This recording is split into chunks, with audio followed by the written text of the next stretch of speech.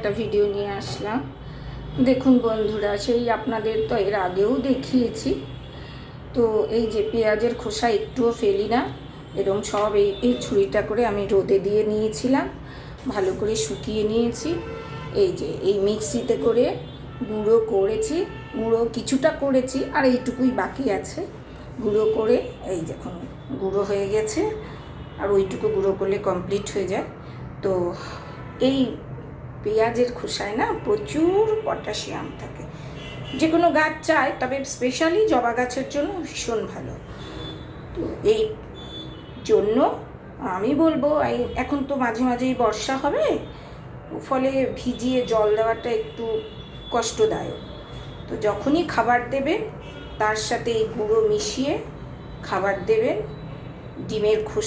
ডিমের খোসাটার একদিন ভিডিও একটা আনবো। যাই হোক, সব গুঁড়ো মিলিয়ে গাছে দেবেন, তাহলে সাশ্রয়ও হবে, এই জিনিসগুলোও ফেলা যাবে না, আর সব থেকে বড় কথা জৈব পদ্ধতিতে গাছ করা যাবে, আপনার কোনো কেমিক্যাল লাগবে না। ধন্যবাদ। যদি ভালো লাগে একটু লাইক কমেন্ট শেয়ার করবেন।